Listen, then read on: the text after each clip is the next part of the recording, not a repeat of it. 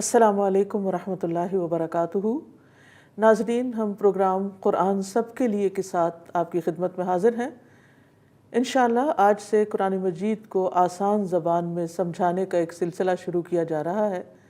اللہ سبحانہ وتعالیٰ سے دعا ہے کہ وہ ہمارے اس کام کو آسان کرے اور ہماری دنیا اور آخرت کی فلاح کا ذریعہ بنائے۔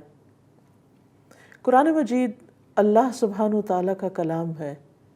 اس دنیا میں کوئی بھی چیز اس کلام پاک سے بڑھ کر نہیں جو انسان کو سعادت، فلاح، کامیابی اور کامرانی کی راہ دکھاتی ہو۔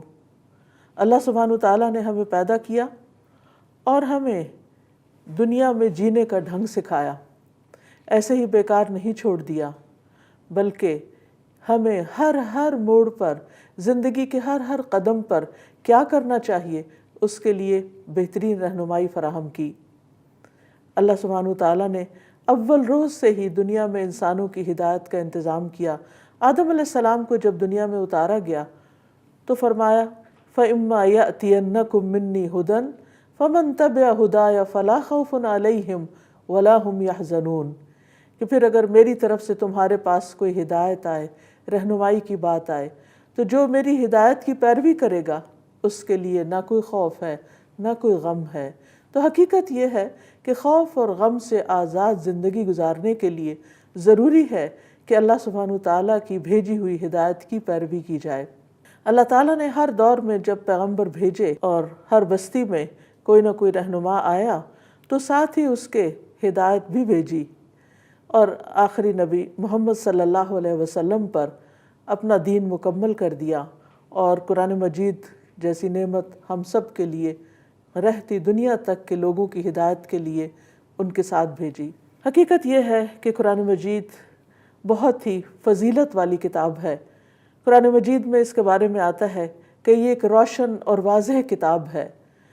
سورۃ المائدہ کی آیت نمبر 15 میں اللہ تعالیٰ فرماتے ہیں قَدْ جَاءَكُم مِّنَ اللَّهِ نُورٌ وَكِتَابٌ مُّبِينٌ بے شک تمہارے پاس اللہ کی طرف سے ایک روشنی اور واضح کتاب آئی ہے۔ تو قرآن مجید ایک واضح کتاب ہے جس کو سمجھنا مشکل نہیں، اگر انسان اپنے فائدے کے لیے اور ضرورت کے لیے اور اللہ تعالیٰ کی رضا کے لیے اور ہمیشہ کی زندگی کی کامیابی کے لیے اس کتاب سے فائدہ اٹھانا چاہتا ہے تو یہ کتاب اس کو رہنمائی دیتی ہے۔ بہت بابرکت کتاب ہے۔ سورۃ الانعام میں اللہ تعالیٰ فرماتے ہیں وَهَذَا كِتَابٌ أَنزَلْنَاهُ مُبَارَكٌ اور یہ ایک کتاب ہے جسے ہم نے اتارا ہے، یہ بہت برکت والی کتاب ہے۔ پھر اسی طرح ایک اور جگہ پر فرمایا وَإِنَّهُ لَكِتَابٌ عَزِيزٌ کہ یہ ایک زبردست کتاب ہے۔ سورۃ الحجر میں اس کے لیے القرآن العظیم کے الفاظ آتے ہیں، حکمت سے بھری ہوئی کتاب ہے۔ یاسین والقرآن الحکیم یاسین قسم ہے قرآن کی جو حکمت سے بھرا ہوا ہے، حکمت سے لبریز ہے۔ اور حقیقت یہ ہے کہ یہ کتاب سب سے درست راستے کی طرف رہنمائی کرتی ہے۔ سورۃ الاسراء آیت نمبر 9 میں اللہ تعالیٰ فرماتے ہیں ان هذا القرآن يهدي للتي هي اقوم ويبشر المؤمنين الذين يعملون الصالحات ان لهم اجرا كبيرا بلا شبہ یہ قرآن اس راستے کی ہدایت دیتا ہے جو سب سے سیدھا ہے، اور ان ایمان والوں کو جو نیک اعمال کرتے ہیں خوشخبری دیتا ہے کہ ان کے لیے بہت بڑا اجر ہے۔ تو گویا یہ کتاب ہمارے لیے اجر عظیم میں اضافہ کرنے والی ہے اور سب سے سیدھے راستے کی طرف رہنمائی کرتی ہے، اس لیے ہم سب کے لیے ضروری ہے کہ اس سے بھرپور فائدہ اٹھائیں۔ پھر اسی طرح یہ کہ یہ کتاب اللہ تعالیٰ نے نصیحت کے لیے بہت آسان کر دی ہے۔ سورۃ القمر میں بارہا فرمایا وَلَقَدْ يَسَّرْنَا الْقُرْآنَ لِلذِّكْرِ فَهَلْ مِن مُّدَّكِرٍ بلا شبہ یقیناً ہم نے قرآن کو نصیحت کے لیے آسان کر دیا، تو کیا ہے کوئی جو نصیحت حاصل کرے؟ تو کیا ہم اس کے لیے تیار ہیں کہ اس سے نصیحت حاصل کریں؟ کیونکہ اللہ سبحانہ وتعالیٰ نے بندوں کے لیے اس راستے کو آسان کر دیا، اب یہ بندوں کی ذمہ داری ہے کہ اس سے بھرپور فائدہ اٹھائیں۔ تو قرآن مجید اللہ تعالیٰ نے بھیجا تاکہ ہم اس کو پڑھیں، اس کو سمجھیں، اس پر غور و فکر کریں، اس کی تلاوت کریں، اس کو اپنے سینوں میں محفوظ کریں، اس پر تدبر کریں، اس پر عمل کریں اور دوسروں کو اس کی طرف دعوت دیں، اس کی طرف بلائیں، تاکہ وہ بھی ہدایت پائیں، تاکہ وہ بھی دنیا میں خوف اور غم سے آزاد ہوں، تاکہ وہ آخرت میں نجات پائیں۔ تو اس لیے ہم سب کے لیے ضروری ہے کہ قرآن مجید کو سمجھ کر پڑھیں۔ اللہ سبحانہ وتعالیٰ قرآن مجید میں فرماتے ہیں افلا یتدبرون القرآن ولو کان من عند غیر اللہ لوجدوا فیہ اختلافا کثیرا۔ تو کیا وہ قرآن میں غور و فکر نہیں کرتے؟ تو گویا قرآن خود دعوت دے رہا ہے کہ آؤ اور غور و فکر کرو، اور اگر وہ اللہ کے علاوہ کسی اور کی طرف سے ہوتا تو وہ اس میں بہت زیادہ اختلاف پاتے۔ حقیقت یہ ہے کہ یہ کتاب غور و فکر کے لیے بھی ہے، یہ ایک عام انسان کو بھی رہنمائی دیتی ہے اور ان لوگوں کو بھی جو علم اور عقل کے ایک بڑے درجے اور ایک مقام پر فائز ہیں۔ حقیقت یہ ہے کہ اللہ تعالیٰ جس کے ساتھ بھلائی کا ارادہ کرتا ہے اس کو اس دین کی سمجھ عطا کرتا ہے۔ رسول اللہ صلی اللہ علیہ وسلم نے فرمایا من یرد اللہ بہ خیرا یفقہہ فی الدین۔ اللہ تعالیٰ جس کے ساتھ بھلائی کا ارادہ کرتا ہے اس کو دین کی سمجھ دیتا ہے۔ قرآن مجید کا سیکھنا اور سمجھنا دنیا کی ہر متاع اور ہر نعمت سے قیمتی چیز ہے۔ عقبہ بن عامر رضی اللہ عنہ روایت کرتے ہیں کہ رسول اللہ صلی اللہ علیہ وسلم اس حال میں تشریف لائے کہ ہم صفہ میں بیٹھے ہوئے تھے۔ آپ نے فرمایا کیا تم میں سے کوئی یہ پسند کرتا ہے کہ وہ روزانہ صبح بتحان یا عقیق کی طرف جائے اور وہاں سے بغیر کسی گناہ اور بغیر کسی قطع رحمی کے بڑے بڑے کوہان والی 2 اونٹنیاں لے آئے؟ ہم نے عرض کیا اللہ کے رسول ہم اس کو پسند کرتے ہیں۔ تو آپ نے فرمایا کیا تم میں سے کوئی صبح مسجد کی طرف نہیں جاتا کہ وہ اللہ عز و جل کی کتاب کی 2 آیتیں خود سیکھے یا سکھائے؟ یہ اس کے لیے 2 اونٹنیوں سے بہتر ہے، اور 3 سے بہتر ہے، اور 4 سے بہتر ہے۔ اسی طرح آیتوں کی تعداد اونٹنیوں کی تعداد سے بہتر ہے۔ اور ویسے بھی قرآن مجید سیکھنے اور سکھانے والوں کو بہترین لوگ قرار دیا گیا۔ فرمایا خیرکم من تعلم القرآن وعلمہ۔ حقیقت یہ ہے کہ اللہ سبحانہ وتعالیٰ کی نگاہ میں وہ انسان بہت بہترین انسان ہے کہ جو قرآن سیکھتا ہے اور سکھاتا ہے، اس کے ساتھ اپنا وقت گزارتا ہے۔ اگر ہمیں دنیا کا کوئی فائدہ بتائے کہ اگر آپ یہ کام کریں یا یہ علم حاصل کریں تو آپ کو اتنی اور اتنی دولت ملے گی، تو یقیناً ہم سب اس کی طرف لپک پڑیں گے۔ لیکن اللہ کی کتاب کے ذریعے انسان کو اللہ کی نگاہ میں بڑا ہونے کا جو مقام اور مرتبہ ملتا ہے اس کی طرف ہمیں شوق سے بڑھنا چاہیے۔ اور اللہ سبحانہ وتعالیٰ ایسے لوگوں کو جو قرآن کے ساتھ وقت گزارتے ہیں اپنے خاص لوگ قرار دیتے ہیں۔ رسول اللہ صلی اللہ علیہ وسلم نے فرمایا لوگوں میں سے کچھ اہل اللہ ہوتے ہیں۔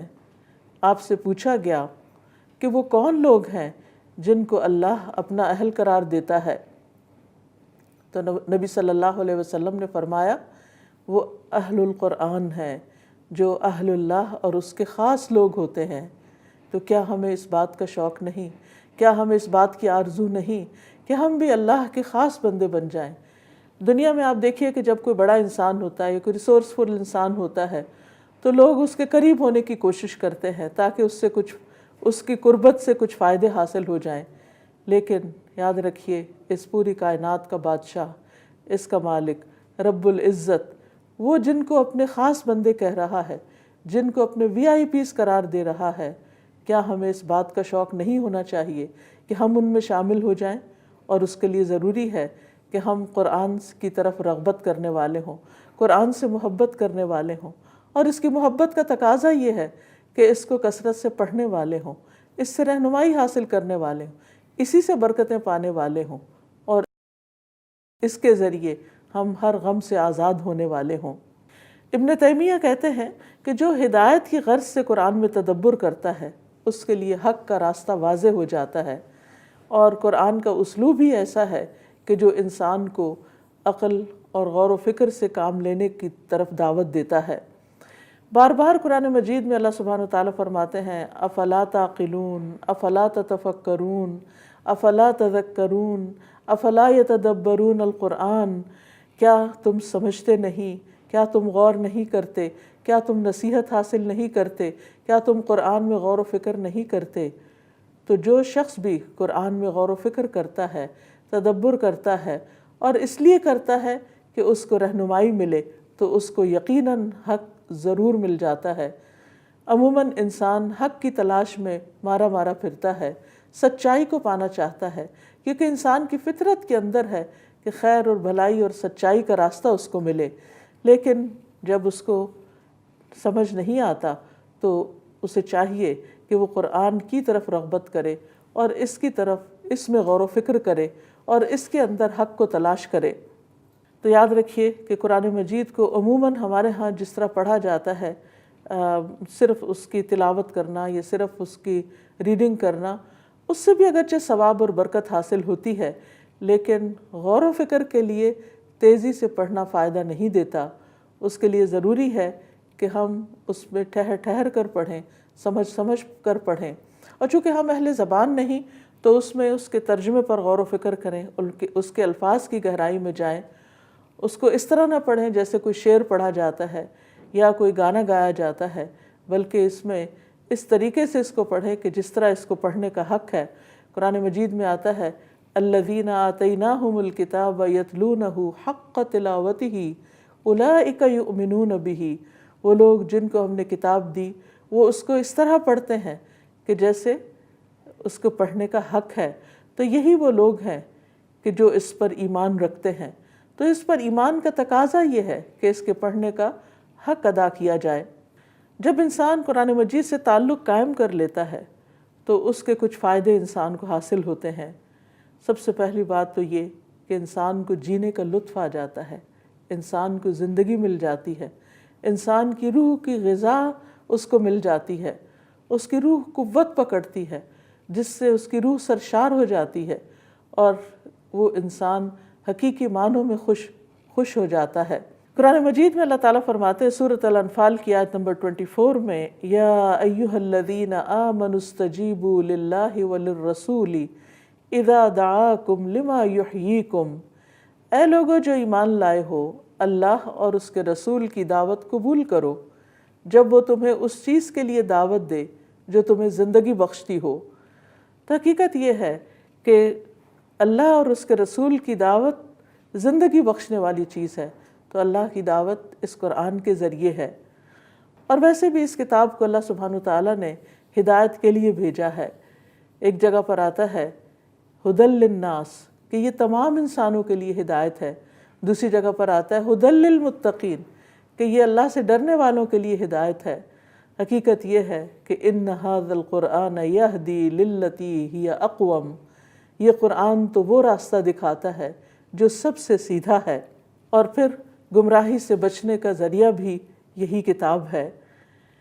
اللہ سبحانہ وتعالیٰ قرآن مجید میں فرماتے ہیں فَمَنِ اتَّبَعَ هُدَايَ فَلَا يَضِلُّ وَلَا يَشْقَى، جو میری ہدایت کے پیچھے چلا تو وہ نہ گمراہ ہوگا اور نہ مصیبت میں پڑے گا، یعنی دنیا میں گمراہ نہیں ہوگا اور آخرت میں محروم نہیں ہوگا۔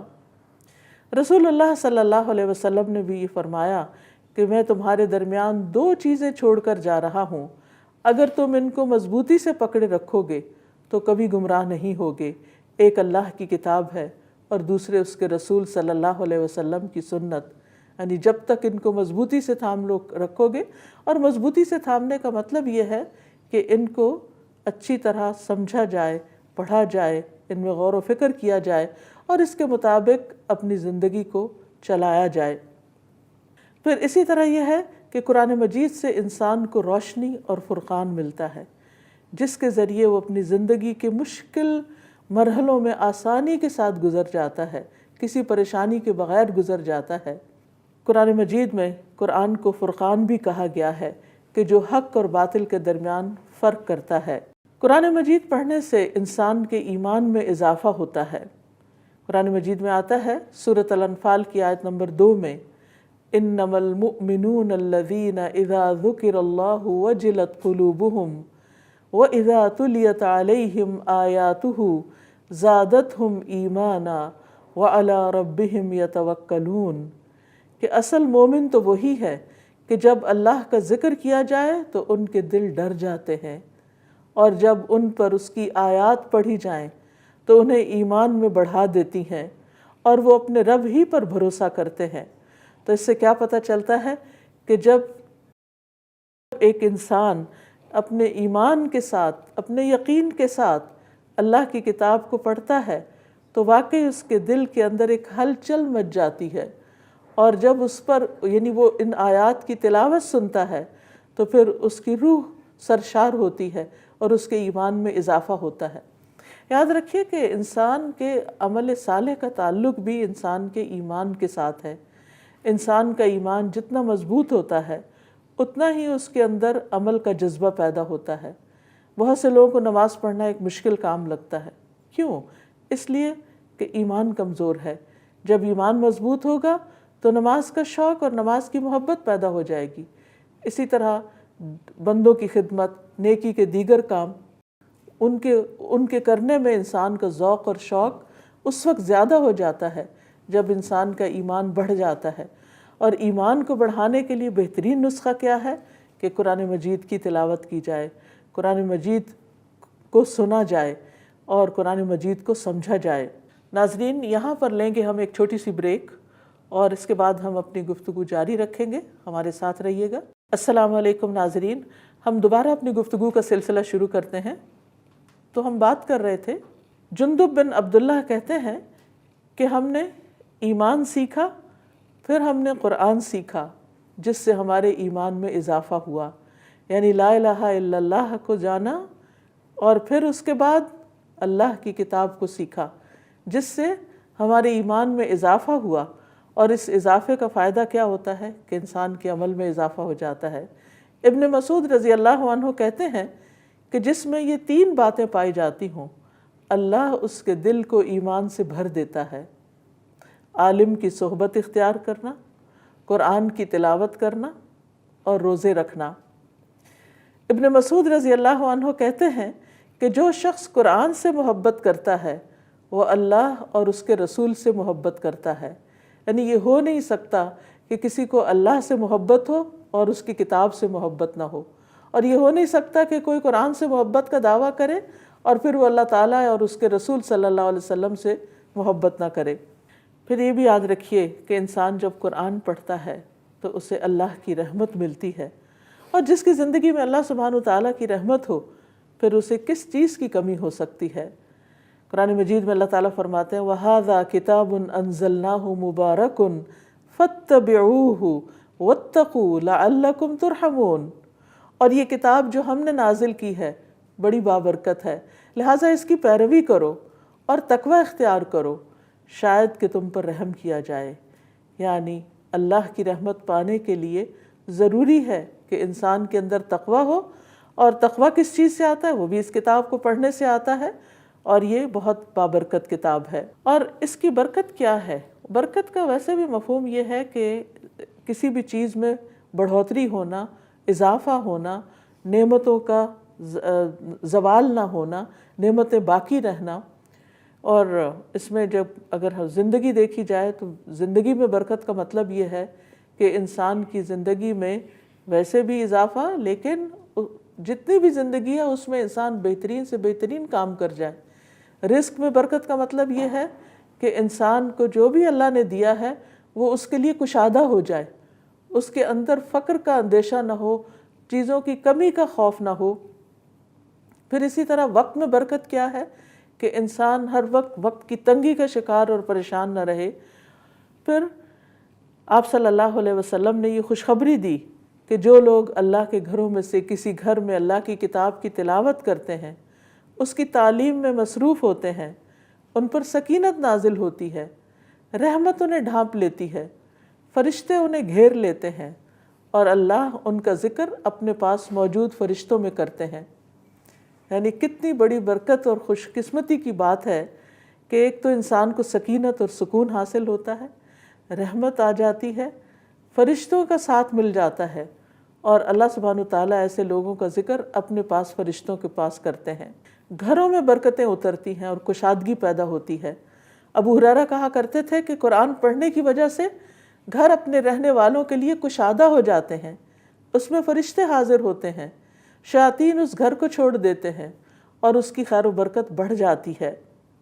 گھر ستاروں کی مانند ہو جاتے ہیں۔ نبی صلی اللہ علیہ وسلم نے فرمایا جس گھر میں قرآن کی تلاوت کی جاتی ہے وہ آسمان والوں کو ایسے نظر آتا ہے جیسے زمین والوں کو ستارے نظر آتے ہیں۔ جان، مال، عزت وغیرہ میں برکت حاصل ہوتی ہے۔ اللہ سبحانہ وتعالیٰ فرماتے ہیں یہ ایک کتاب ہے، ہم نے اسے تیری طرف نازل کیا ہے، بہت بابرکت ہے۔ مطلب یہ ہے کہ جتنا آپ اس کے قریب ہوں گے، یعنی قرآن کے، اس سے اپنا تعلق قائم کریں گے، اسی حساب سے آپ کی جان، مال، اہل و عیال اور وقت میں برکت ہوگی، خوش نصیبی اور سعادت مندی حاصل ہوگی، اور پھر دنیا کی خیر و بھلائی بھی نصیب ہوگی۔ بعض مفسرین کہا کرتے تھے کہ ہم قرآن پڑھنے میں مشغول ہوئے تو ہمیں دنیا میں برکات اور خیرات نے ڈھانپ لیا، یعنی خیر و برکت اور بھلائی ہمارے لیے عام ہو گئی۔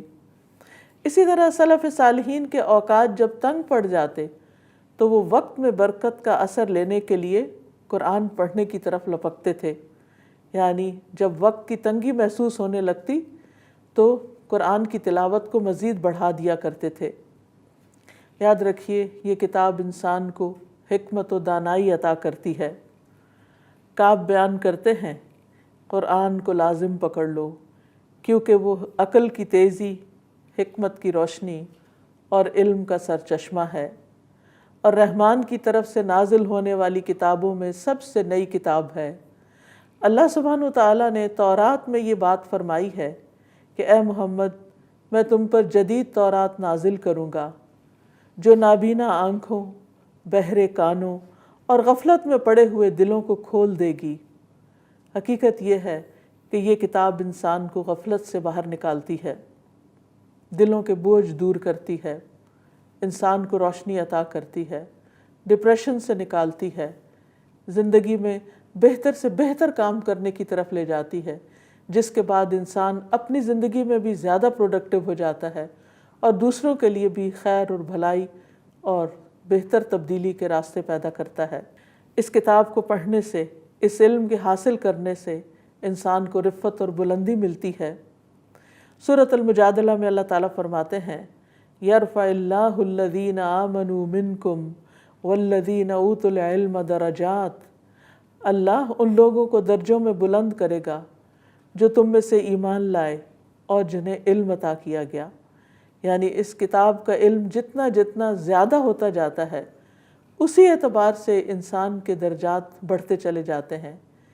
ایک درجہ اس کو عربی زبان میں صحیح طریقے سے پڑھنا یا اس کی قراءت کرنا ہے، پھر ایک اس کا ترجمہ جاننا ہے، پھر ایک اس کی بنیادی فہم حاصل کرنا ہے، پھر ایک اس میں آگے بڑھ کر اس کی تعلیم حاصل کرنا ہے، پھر غور و فکر کرنا ہے، تدبر کرنا ہے، اس سے معنی نکالنے ہیں، اس کی روشنی میں اپنی زندگی کو گزارنا ہے، تو پھر اسی طرح اس کو حفظ کرنا ہے اور اس کو صحیح خوبصورت انداز میں پڑھنا ہے۔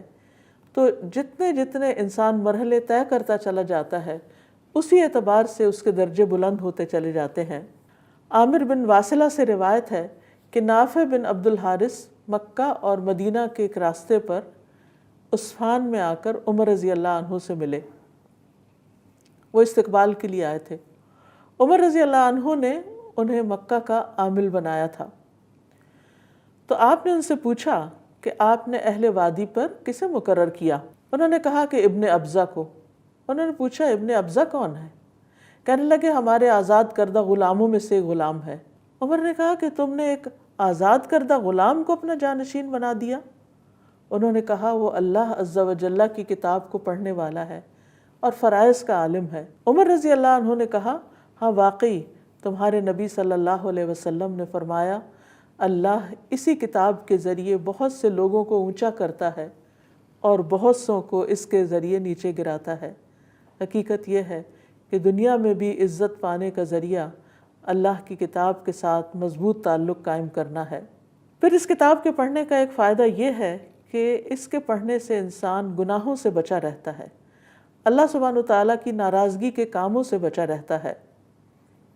ابن تیمیہ کہتے ہیں کہ جب انسان قرآن پڑھتا ہے اور اس میں غور و فکر کرتا ہے تو یہ ان قوی اسباب میں سے ہے جو انسان کو نافرمانیوں بہت سی یا ان میں سے بعض سے روک لینے والا ہے۔ یعنی جو انسان قرآن پڑھتا ہے تو اس کا دل پگھلتا ہے، اس کو ایک آئینے کی طرح اپنے گناہ نظر آنے لگتے ہیں، اپنی غلطیاں نظر آنے لگتی ہیں، اور پھر صرف نظر نہیں آتی بلکہ ان سے نفرت بھی ہونے لگتی ہے، اور پھر صرف نفرت نہیں بلکہ انسان وہ تدبیر سوچنے لگتا ہے کہ جس سے وہ ان غلطیوں، ان گناہوں اور ان چیزوں سے دور ہو سکے، وہ داغ اس کی زندگی سے دھل جائیں، وہ بوجھ اس کے اوپر سے ہٹ جائیں، اور پھر یہ چیز انسان کو ہلکا پھلکا کر دیتی ہے۔ پھر اسی طرح قرآن پڑھ کر دل لذت پاتے ہیں، دل سرور حاصل کرتے ہیں۔ جو لوگ اللہ سے محبت کرتے ہیں وہ اللہ کو اپنا محبوب سمجھتے ہیں، تو محبوب کے کلام سے بڑھ کر کوئی بھی چیز ایسی نہیں جو ان کے دلوں کے لیے لذت اور ان کی روح کے لیے سرور کا باعث ہو۔ پھر قرآن انسان کی جسم اور روح کے لیے شفا کا باعث ہے، بہت سی بیماریاں اس سے دور ہوتی ہیں۔ قرآن مجید سورۃ بنی اسرائیل میں اللہ تعالیٰ فرماتے ہیں آیت نمبر 82 میں، وَنُنَزِّلُ مِنَ الْقُرْآنِ مَا هُوَ شِفَاءٌ وَرَحْمَةٌ وَرَحْمَةٌ لِّلْمُؤْمِنِينَ وَلَا يَزِيدُ الظَّالِمِينَ إِلَّا خَسَارًا۔ اور ہم قرآن میں جو کچھ نازل کرتے ہیں وہ مومنوں کے لیے تو شفا اور رحمت ہے، مگر یہ ظالموں کے خسارے میں ہی اضافہ کرتا ہے۔ ابن قیم رحمہ اللہ کہتے ہیں کہ دلوں اور جسموں کی بیماریوں میں سے کوئی بیماری ایسی نہیں جس کا علاج اور اس کے سبب کی رہنمائی کا ذریعہ قرآن میں موجود نہ ہو، یعنی قرآن ہر قسم کی بیماری سے شفا کا ذریعہ بنتا ہے، کیونکہ اللہ سبحانہ تعالیٰ نے فرمایا وَنُنَزِّلُ مِنَ الْقُرْآنِ مَا هُوَ شِفَاءٌ وَرَحْمَةٌ، کہ ہم قرآن میں وہ چیز اتارتے ہیں جو شفا اور رحمت ہے۔ تو پھر یہ کیسے ہو سکتا ہے کہ اللہ سبحانہ تعالیٰ کی بات غلط ہو؟ اس پر ایک مومن کا یقین ہے اور ایمان ہے، کیونکہ یہ کتاب ہے ہی وہ کتاب ذَلِكَ الْكِتَابُ لَا رَيْبَ فِيهِ، جس میں کوئی شک والی بات ہی نہیں، جو کچھ ہے اس میں حق ہے، حقیقت ہے، سچ ہے، اور ضرورت اس بات کی ہے کہ ہم اس پر ایمان لائیں۔ پھر اسی طرح یہ ہے، ابن عباس کہتے ہیں کہ جو قرآن پڑھتا ہے وہ ارذل العمر کی طرف نہیں لوٹایا جاتا کہ وہ جاننے کے بعد پھر کچھ نہ جانے، اور یہی اللہ عز و جل کا فرمان ہے ثم رددناہ اسفل سافلین الا الذین آمنوا، کہ ہم اس کو پھر پسترین حالت کی طرف لوٹا دیتے ہیں سوائے ان لوگوں کے جو ایمان لائے۔ تو ابن عباس کہتے ہیں اس کا مطلب، ابن عباس مفسر قرآن تھے، وہ کہتے ہیں اس کا مطلب ہے سوائے ان لوگوں کے جنہوں نے قرآن کو پڑھا۔ تو قرآن کے پڑھنے کی برکت سے ان کی زندگیوں میں یہ مشکل نہیں آتی۔ پھر اسی طرح دنیا کی پریشانیوں سے نجات ملتی ہے۔ ترمذی کی روایت میں ہے، ابو ہریرہ رضی اللہ عنہ سے مروی ہے کہ نبی صلی اللہ علیہ وسلم نے فرمایا، اللہ تعالیٰ فرماتے ہیں اے ابن آدم، تم اپنے آپ کو میری عبادت کے لیے فارغ کر لو، میں تمہارے دل کو بے نیازی سے بھر دوں گا اور تمہارا فقر دور کر دوں گا، لیکن اگر تم ایسا نہیں کرو گے تو میں تمہارے دونوں ہاتھ کاموں میں مشغول کر دوں گا اور اس کے باوجود تمہارا فقر دور نہیں کروں گا۔ تو ہمیں اپنی زندگی کا کچھ نہ کچھ وقت اس کام کے لیے ضرور نکالنا چاہیے اور اس سے ضرور فائدہ حاصل کرنا چاہیے، ورنہ یہ کہ زندگی تو پگھلتی چلی جا رہی ہے، گزرتی چلی جا رہی ہے، اور ہم سب آخرت کی طرف بڑھتے چلے جا رہے ہیں، قدم بقدم آگے ہی جا رہے ہیں۔ جس دن سے انسان دنیا میں آتا ہے اس دن سے اس کا کاؤنٹ ڈاؤن شروع ہو جاتا ہے، اور پھر ایک دن وہ اپنے رب سے جا ملے گا۔ اِنَّكَ كَادِحٌ إِلَىٰ رَبِّكَ كَدْحًا فَمُلَاقِيهِ، پھر ایک دن آئے گا جب انسان اپنے رب کے سامنے کھڑا ہوگا اور رب اس سے نعمتوں کے بارے میں سوال کرے گا، اس سے پوچھے گا۔ اس دن کی تیاری ہم سب پر لازم ہے، اور اس کے لیے انسان اپنے وقت کا کچھ نہ کچھ حصہ اس کتاب کے لیے ضرور نکالے تاکہ وہ اس کو یاد دہانی کراتی رہے۔ دنیا اور آخرت میں نجات کا ذریعہ بھی یہی کتاب ہے۔ ابن قیم رحمہ اللہ کہتے ہیں کسی بھی بندے کے لیے قرآن کی قرأت، اس میں لمبا غور و فکر کرنے اور اپنی سوچ کو آیات کے معنی پر مرکوز کرنے سے بڑھ کر اس کی زندگی اور اس کی آخرت میں زیادہ فائدہ مند اور اس کو نجات سے قریب تر کرنے والی کوئی اور چیز نہیں۔ یعنی سب سے بڑھ کر جو چیز انسان کو آخرت کے عذاب سے، قبر کے عذاب سے نجات دلانے والی ہے، وہ یہی کتاب ہے۔ ناظرین، یہاں پر لیں گے ہم ایک چھوٹی سی بریک، اور اس کے بعد ہم اپنی گفتگو جاری رکھیں گے۔ ہمارے ساتھ رہیے گا۔ السلام علیکم ناظرین، ہم دوبارہ اپنی گفتگو کا سلسلہ شروع کرتے ہیں۔ تو ہم بات کر رہے تھے قرآن سے تعلق کی وجہ سے قبر کے سوالوں میں بھی آسانی ہوگی۔ رسول اللہ صلی اللہ علیہ وسلم ایک طویل حدیث میں جو سنن ابی داؤد میں آتی ہے، آپ فرماتے ہیں کہ میت کو دفنا کر جب لوگ پیٹ پھیر کر واپس جاتے ہیں تو میت ان کے قدموں کی آہٹ سنتی ہے، جبکہ اس سے یہ پوچھا جا رہا ہوتا ہے کہ اے فلاں، تیرا رب کون ہے، تیرا دین کیا ہے، اور تیرا نبی کون ہے؟ فرمایا اس کے پاس 2 فرشتے آتے ہیں، اسے بٹھاتے ہیں اور اسے کہتے ہیں من ربو کا، تیرا رب کون ہے؟ تو وہ کہتا ہے ربی اللہ، میرا رب اللہ ہے۔ پھر وہ اس سے پوچھتے ہیں ما دینو کا، تیرا دین کیا ہے؟ وہ کہتا ہے دینی الاسلام، میرا دین اسلام ہے۔ پھر وہ اس سے پوچھتے ہیں ما ھذا الرجل الذی بعث فیکم، یہ آدمی کون ہے جو تم میں مبعوث کیا گیا تھا، تمہاری طرف بھیجا گیا تھا؟ تو وہ کہتا ہے ہوا رسول اللہ صلی اللہ علیہ وسلم، وہ اللہ کے رسول ہیں۔ پھر وہ کہتے ہیں وما یدریک، یہ تجھے کیسے پتہ چلا، یہ باتیں تجھے کہاں سے پتہ چلی؟ وہ کہتا ہے قرأت کتاب اللہ فآمنت بہ وصدقت، میں نے اللہ کی کتاب پڑھی، میں اس پر ایمان لایا اور میں نے اس کی تصدیق کی۔ تو یہ ہے قرآن پڑھنے کا وہ فائدہ جو انسان کو مرنے کے فوراً بعد اپنی قبر میں نظر آئے گا، اور اس وقت اس کے جواب درست ہوں گے کیونکہ وہ اللہ کی کتاب کو پڑھنے والا تھا۔ نہ صرف یہ کہ قبر کے اندر، بلکہ قیامت کے دن انسان جب اٹھے گا تو اس وقت بھی قرآن اس کے لیے سفارشی بن کر آئے گا۔ ابو امامہ باہلی سے مروی ہے، کہتے ہیں کہ میں نے رسول اللہ صلی اللہ علیہ وسلم کو فرماتے ہوئے سنا قرآن کی تلاوت کرو، بلا شبہ قیامت کے دن یہ اپنے ساتھیوں کے لیے سفارش بن کر آئے گا۔ قیامت کے دن اپنے بھی پرائے ہو جائیں گے، ماں باپ ان کو اپنی پڑی ہوگی، بچے وہ اپنی پریشانی میں مبتلا ہوں گے، دوست احباب رشتہ دار کوئی کسی کے کام نہیں آئے گا۔ لا یسأل حمیم حمیما، کوئی جگری دوست کسی جگری دوست کے کام نہیں آئے گا، اس سے پوچھے گا بھی نہیں۔ دنیا میں تو یہ ہوتا ہے کہ ذرا سی دوسرے شخص کو تکلیف پہنچے تو فوراً حال چال پوچھنے لگتے ہیں، بار بار کال کرتے ہیں، کنسرنڈ ہوتے ہیں، لیکن وہاں کی ہولناکیوں میں کوئی کسی کو نہیں پوچھے گا، کوئی کسی کے کام نہیں آئے گا۔ وہاں پر انسان کا عمل ہی اس کے ساتھ ہوگا، اور اس میں خاص طور پر قرآن اپنے ساتھیوں کے لیے، ساتھیوں سے مراد اپنے پڑھنے والوں کے لیے سفارش بن کر آئے گا اور انہیں اس مشکل سے نکالے گا۔ قرآن پڑھنے والوں کا جنت میں بھی بہت اعلیٰ مقام ہوگا۔ رسول اللہ صلی اللہ علیہ وسلم نے فرمایا قرآن روز قیامت اس آدمی کے روپ میں آئے گا جس کا رنگ اڑا ہوا ہوگا، اور اپنے ساتھی سے پوچھے گا کیا تو مجھے پہچانتا ہے؟ پھر قرآن اپنا تعارف پیش کرتے ہوئے کہے گا میں وہی ہوں جو تجھے تیری راتوں کو بیدار رکھتا تھا، یعنی تو رات کو پڑھتا تھا مجھے، اور دوپہروں کو پیاسا رکھتا تھا، یعنی دن میں تو اس کثرت سے مجھے پڑھتا تھا، یاد کرتا تھا کہ تجھے تمہارا منہ سوکھ جاتا۔ اور یقیناً ہر تاجر اپنی تجارت کے پیچھے ہوتا تھا، اور میں آج ہر تاجر کو چھوڑ کر تیرے لیے ہوں۔ پھر اسے دائیں ہاتھ میں بادشاہت اور بائیں ہاتھ میں ہمیشگی دی جائے گی، اس کے سر پر وقار کا تاج رکھا جائے گا، اس کے والدین کو 2 عمدہ پوشاکیں پہنائی جائیں گی، وہ اتنی قیمتی ہوں گی کہ دنیا و ما فیہا میں کوئی چیز ان کا مقابلہ نہیں کر سکتی۔ وہ دونوں کہیں گے اے رب ہمارے لیے یہ کہاں سے آیا؟ کہا جائے گا اپنے بیٹے کو قرآن سکھانے کی وجہ سے۔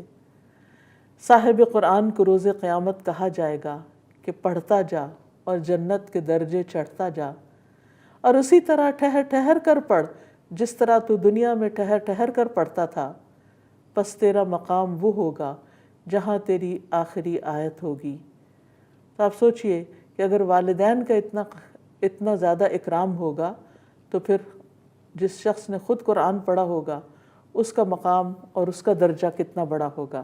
جہاں قرآن مجید پڑھنے کے دنیا قبر اور آخرت میں فائدے ہیں، وہاں قرآن سے منہ موڑنے کے نقصانات بھی ہیں، اور یہ بھی ہمیں قرآن ہی سے پتہ چلتے ہیں۔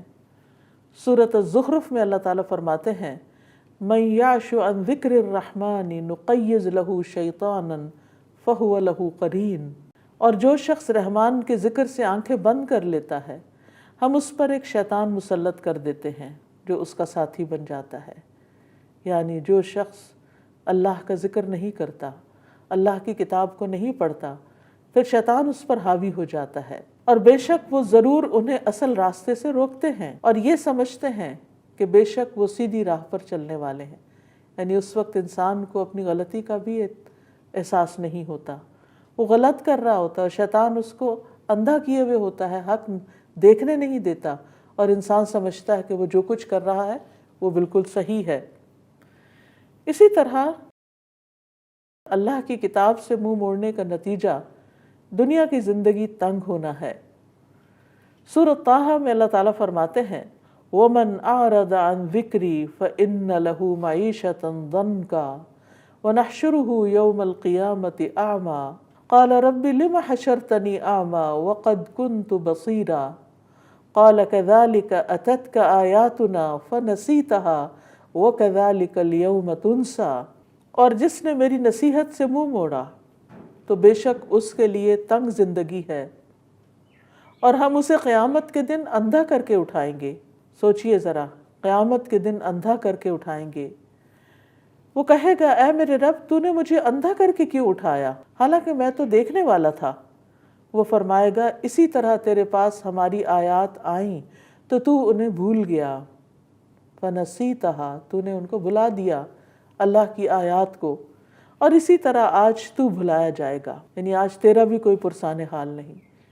تو سوچئے سورۃ طٰہٰ کی آیت ہمیں کتنا بڑا سبق دے رہی ہے کہ جو شخص اس کتاب سے منہ موڑے گا دنیا میں بھی اس کو طرح طرح کی مشکلات پیش آئیں گی۔ بات یہ ہے کہ مشکلات تو ہر بندے کو پیش آتی ہیں، لیکن جب قرآن انسان کی زندگی میں ہوتا ہے تو اس کے دل کے اندر ایسی ٹھنڈک، ایسا سکون، ایسا سرور ہوتا ہے کہ وہ مشکلات اس کو مشکلات نہیں لگتی۔ پھر اسی طرح جب انسان قرآن نہیں پڑھتا تو گھروں سے برکت اٹھ جاتی ہے۔ ابو ہریرہ کہتے ہیں کہ قرآن نہ پڑھنے کی وجہ سے گھر اپنے رہنے والوں کے لیے تنگ ہو جاتا ہے۔ اس کا یہ مطلب نہیں کہ اس کے سائز میں کوئی وہ شرنک ہو جاتا ہے اس کا سائز، مطلب یہ ہے کہ اس کے پاس سب کچھ ہونے کے باوجود اس کے دل کے اندر تنگی ہوتی ہے، آپس میں ایک دوسرے کے لیے دل تنگ ہوتے ہیں۔ فرمایا فرشتے اس گھر کو چھوڑ دیتے ہیں، شیاطین اس میں بسیرا کر لیتے ہیں اور اس کی خیر و برکت کم ہو جاتی ہے۔ اور اسی طرح آخرت میں بھی اس کے لیے سخت سزا کی وعید سنائی گئی۔ سورۃ الجاثیہ میں آتا ہے یسمع آیات اللہ تتلی علیہ ثم یصر مستکبرا کأن لم یسمعها فبشرہ بعذاب علیم، جو اللہ کی آیات سنتا ہے جبکہ اس کے سامنے پڑھی جا رہی ہوں، پھر وہ تکبر کرتے ہوئے اڑا رہتا ہے، اپنی ہی ڈگر پہ چلتا رہتا ہے، گویا کہ اس نے وہ سنا ہی نہیں، اللہ تعالیٰ کے احکامات کو سنے انسنے کر دیتا ہے، سو اسے دردناک عذاب کی بشارت دے دو۔ اللہ سبحانہ وتعالیٰ ہمیں اس سے محفوظ رکھے۔ اور آخری بات یہ جو سورۃ الفرقان میں کہی گئی کہ جو شخص قرآن کو چھوڑ دے گا وہ رسول کی شفاعت نہیں پائے گا، بلکہ رسول علیہ السلام اس کے خلاف گواہی دیں گے۔ فرمایا وقال الرسول یا رب ان قوم اتخذوا هذا القرآن مہجورا، اور رسول کہیں گے اے میرے رب بے شک میری قوم نے اس قرآن کو چھوڑ رکھا تھا۔ تو اللہ تعالیٰ سے دعا ہے کہ وہ ہمیں اس قرآن کو پڑھنے والا، اس کو سمجھنے والا، اس پر عمل کرنے والا بنائے، اور وہ تمام وعدے اور بشارتیں جو اس نے پڑھنے والوں کے لیے رکھی ہیں ہمیں ان کا اہل کر دے۔ اللہ ہم سب کو اپنی رحمتوں سے ڈھانپ لے اور ہمارے لیے اس سفر کو آسان کر دے۔ وآخر دعوانا ان الحمد للہ رب العالمین۔